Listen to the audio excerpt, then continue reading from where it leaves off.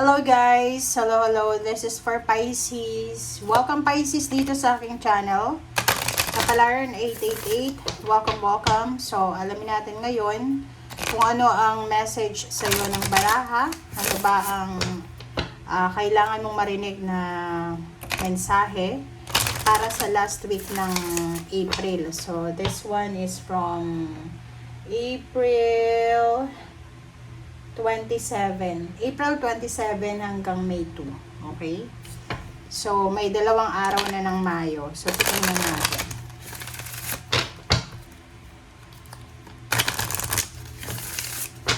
Alright.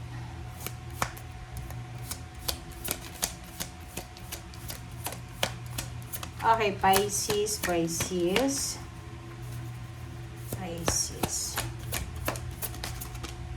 Okay, first card natin is listening with your heart.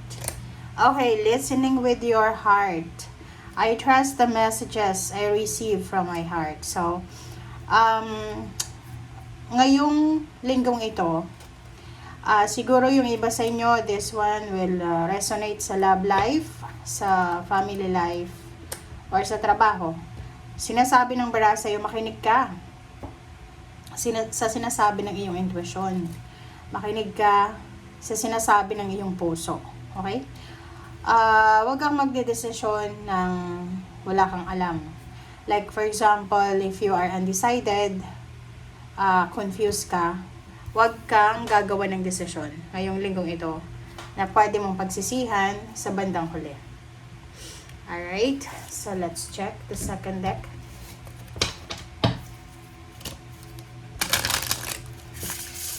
This card is message from spiritual helpers and guides.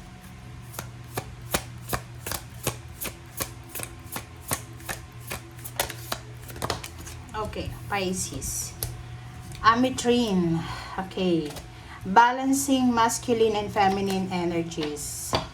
So, may nakikita ako sa inyo dito, Pisces, na siguro may mga imbalances kayo na nangyayari sa buhay nyo. Like, halimbawa, yung iba sa inyo dyan, hindi nyo na alam kung ano ba yung, ano ba kayo, babae o lalaki. Or yung literal talaga siya, pwedeng kung babae ka, yung hormones na panlalaki sa katawan mo ay, may mga hormonal imbalance ka, pwedeng ganun. Hormonal imbalances, or ano man na imbalances na pinagdadaanan mo sa ngayon. Okay, so, if it's hormonal imbalances, guys, kailangan mo dito ng doktor. Pag halimbawa babae ka, wala kang menstruation, magpatingin ka na sa doktor. Okay? Kasi kung ito ay tungkol sa physical health natin, wala tayong dapat na pagkatiwalaan, kundi yung doktor naman lamang through findings, diba? So, wag tayong basta-basta lang iinom ng gamot na hindi natin alam kung ano yung sakit natin. Okay, and this is for money. Money.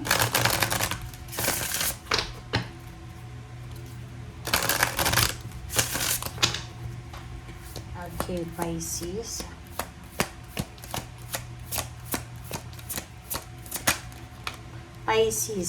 This is reverse. So, reverse yung sa money mo. So, number 4, reverse. 6 chakra, Archangel Metatron.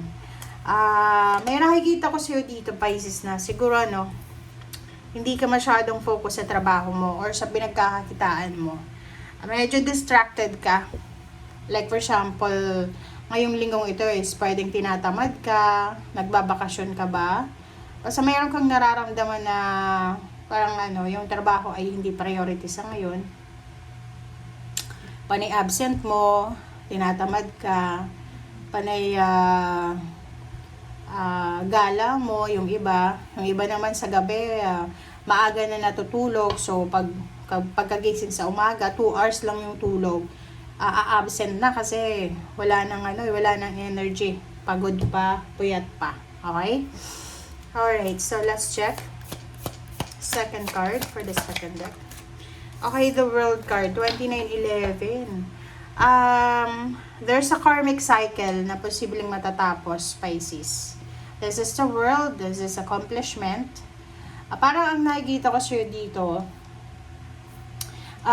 may mga pinagdaanan kang stagnation, maybe 11 years ago or 18 years ago, or how many years, 8 years, or maybe there's something na pinagdaanan mo na hindi maganda from 2022 or 2018.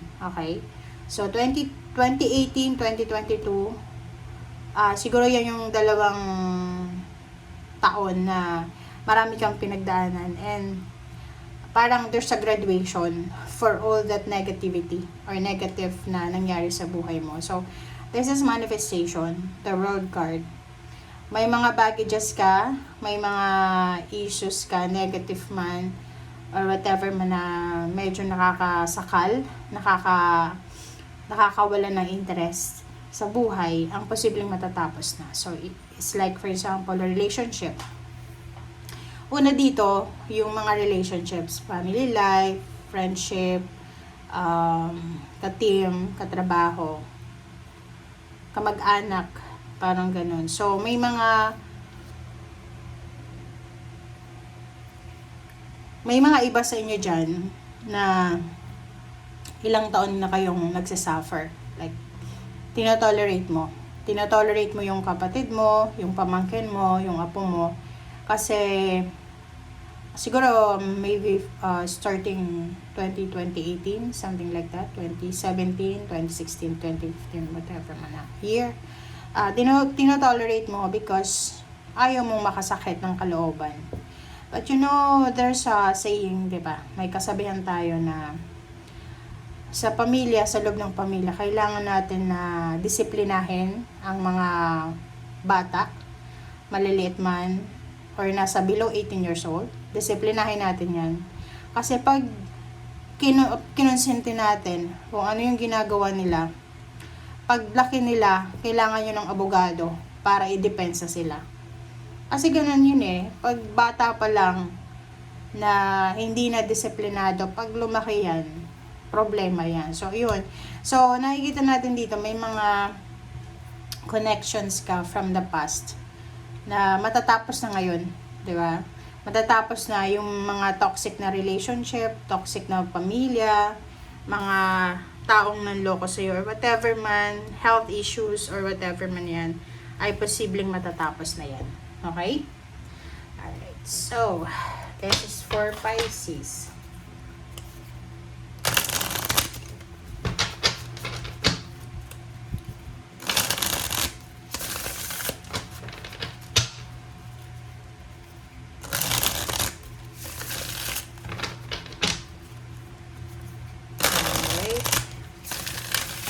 Let's check. Pisces.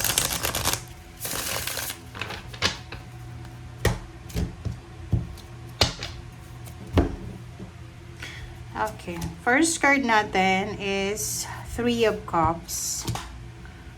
The Emperor. This is water sign energy. Pisces, Scorpion, Cancer. Person Leo, Aries, Sagittarius. Water sign Pisces, Scorpion, Cancer. Air signs Gemini, Libra, and Aquarius. And sa ilalim mo dito, kunin natin yung ilalim mo. Is Guardian of Cups. This is water sign. This is Ten of Pentacles. Earth signs. Strength card. This is fire sign. And dalawa yung the World card. Alright. So, kung makikita mo dito, Pisces, isang tao. Okay. So, maybe this is emotional. Siguro may mga relationship ka ngayon na parang pinaglalaban mo. Maybe you are fighting for this relationship.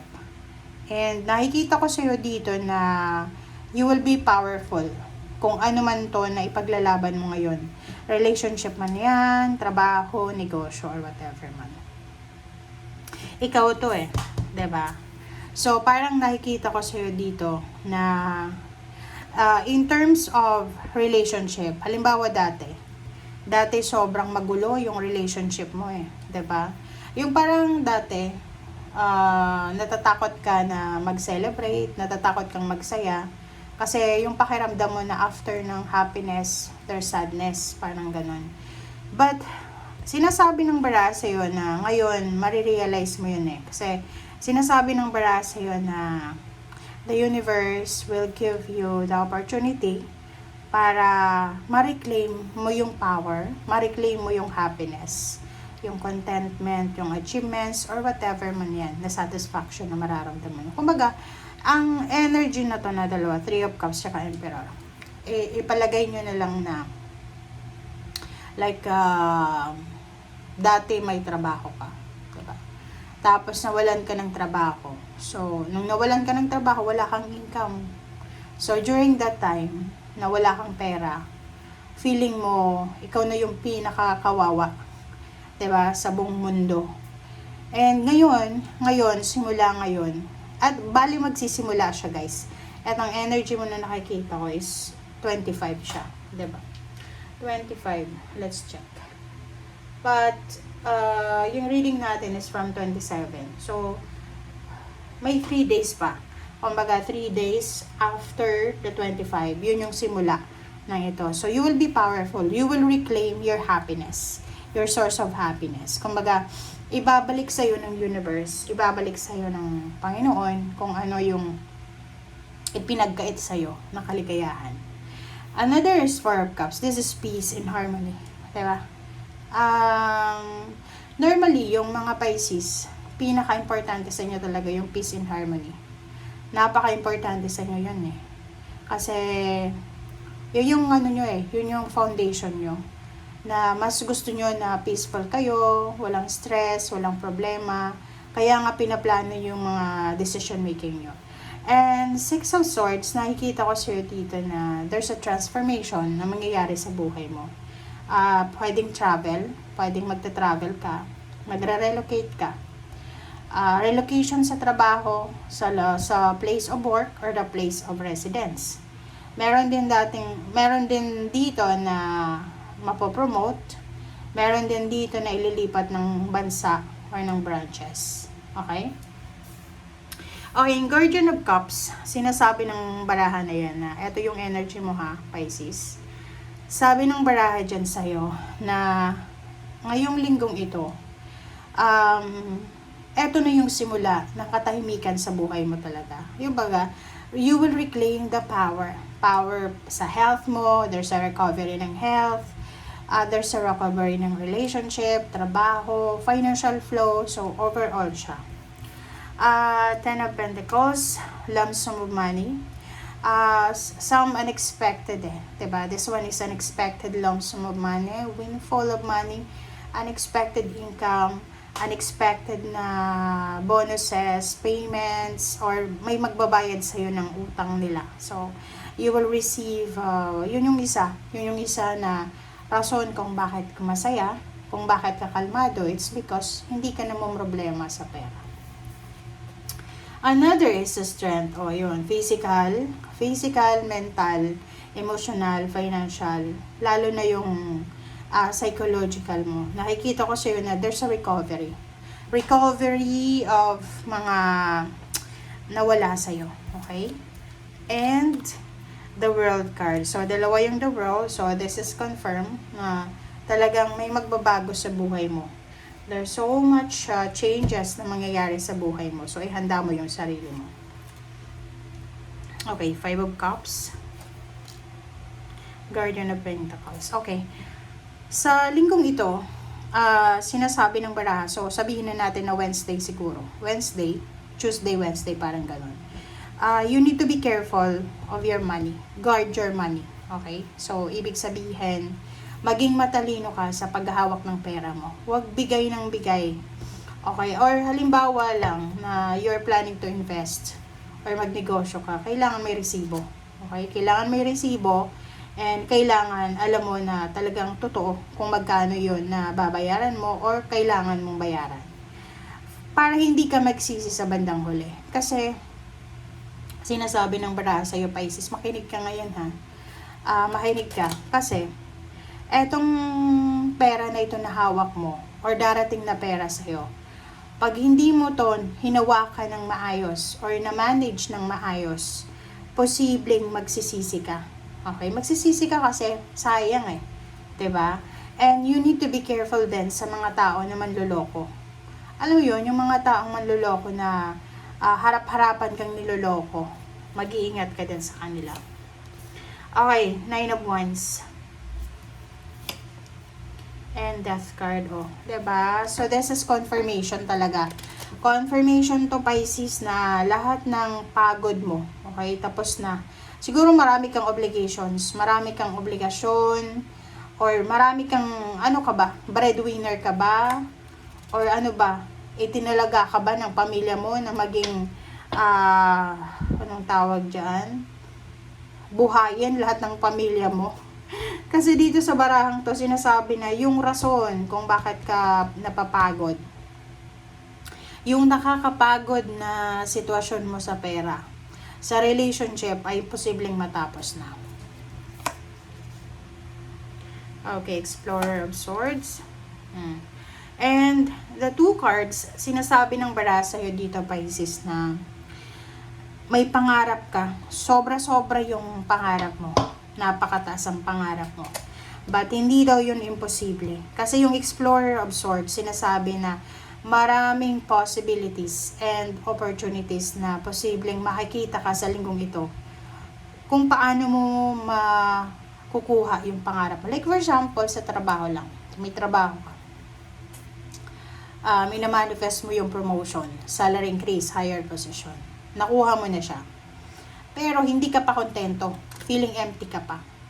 So, alam mo na dahil dyan sa trabaho yan, may mga pangarap ka. Yung ibang pangarap mo ay reachable na. Pero hindi ka pa kontento eh. So, nakikita mo dito na may mga iba pang posibilidad, oportunidad na pwedeng pagkakitaan. So, different sources, resources ng finances. Makikita mo yan sa linggong ito. 'Di ba? 5 of Swords. Sinasabi ng barahan na ilaban mo siya. Kung ano tong balak mo, gawin mo siya. Okay? Ace of Wands.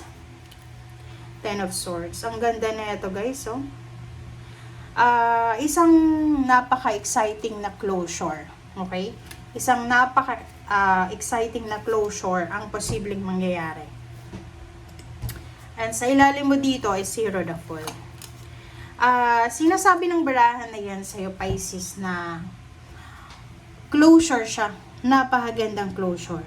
Like for example, makakapag-desisyon ka na mag-resign, makakapag-desisyon ka na itigil mo na yung business mo, but there's a zero the Fool dito na parang risky yan. Risky yung pag-resign, risky yung pag-close ng business. But sinasabi ng bara sa'yo dito na kahit risky daw yan, there's an opportunity na because of that closing of your business, resigning or whatever man na pagtatapos mo ng bagay na yan na nakakapagod na, ay posibleng magbigay ito sa'yo ng pagbabagong pag-asa, bagong motivation, bagong energy, 'di ba? Na parang ito ay makakatulong sa iyo para mas lalo kang maging motivated and mas lalo kang maging inspired. Okay? Thank you, guys. Bye.